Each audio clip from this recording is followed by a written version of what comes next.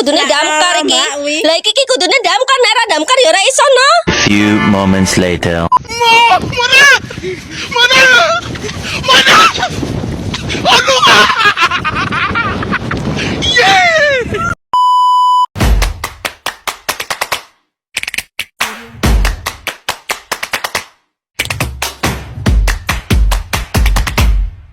Assalamualaikum warahmatullahi wabarakatuh.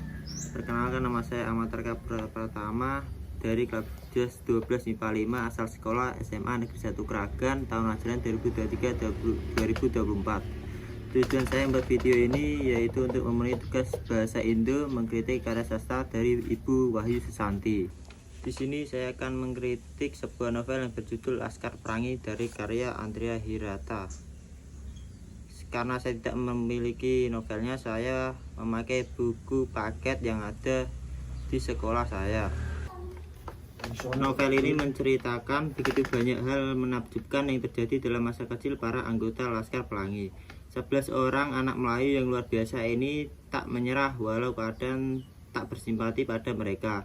Tengoklah Lintang, seorang kuli koprat cilik yang jenius dan dengan senang hati bersepeda 80 km pulang pergi untuk memuaskan daganya akan ilmu, bahkan terkadang hanya akan menyanyikan padamu negeri di akhir jam sekolah atau mahar. Seorang pesuruh tukang parut kelapa sekaligus seniman dadakan yang imajinatif, tak logis, kreatif, dan sering diremehkan sahabat-sahabatnya, namun berhasil mengangkat derajat sekolah kampung mereka dalam karnaval 17 Agustus dan juga 9 orang Laskar Pelangi yang begitu bersemangat dalam menjalani hidup dan berjuang meraih cita-cita. Ironisnya, kehidupan mereka, kejujuran pemikiran mereka, indahnya petualangan mereka, dan temukan diri Anda tertawa, menangis, dan tersentuh saat membaca setiap lembarnya.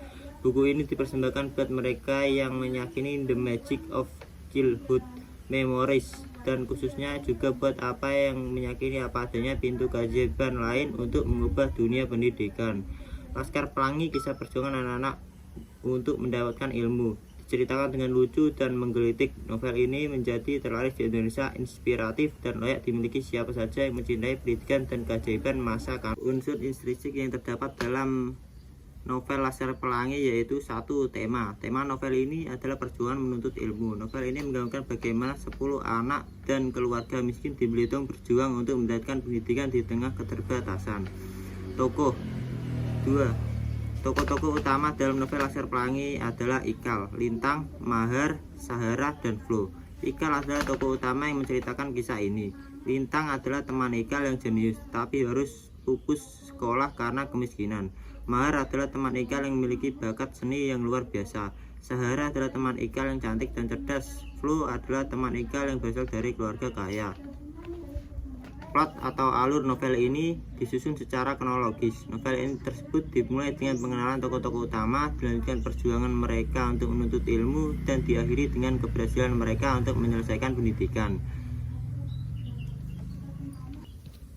4. Latar tempat novel ini adalah Belitung, Indonesia pada tahun 1970-an. Latar waktu novel ini adalah selama 10 tahun dari tahun 1970 hingga 1980. 5. Gaya bahasa. Gaya bahasa yang digunakan dalam novel ini adalah gaya bahasa yang sederhana dan mudah dipahami, yaitu menggunakan bahasa sehari-hari untuk menggambarkan kehidupan sehari-hari tokohnya. 6. Pesan moral. Pesan moral yang dapat diambil dari novel ini adalah bahwa pendidikan adalah hal yang penting bagi setiap orang, tanpa memandang latar belakangnya. Novel ini juga mengajarkan kita untuk tidak menyerah dalam menghadapi tantangan. Selain unsur intrinsik, juga terdapat unsur ekstrinsik. Unsur ekstrinsik pertama yaitu latar belakang tempat tinggal. Lingkungan tempat tinggal pengarang mempengaruhi psikologi pendidikan novel, apalagi novel Laskar Pelangi menggunakan adaptasi dari ceritanya yang dialami oleh pengarang. Letak tempat tinggal pengarang yang berada di Desa Gantung, Kabupaten Gunung, Belitung Timur, Sumatera Selatan ternyata benar-benar dijadikan tempat pembuatan novelnya. Yang kedua yaitu latar belakang sosial dan budaya novel Laskar Pelangi. Pada novel Laskar Pelangi ini banyak sekali berbagai unsur sosial dan budaya dalam masyarakat yang bertempat tinggal di Belitung. Banyak sekali adanya perbedaan status antara komunitas buruh tambang dengan komunitas pengusaha yang dibatasi oleh tembok tinggi yang merupakan latar belakang sosial di mana interaksi antara kedua komunitas tersebut ini memang ada dan saling berketergantungan.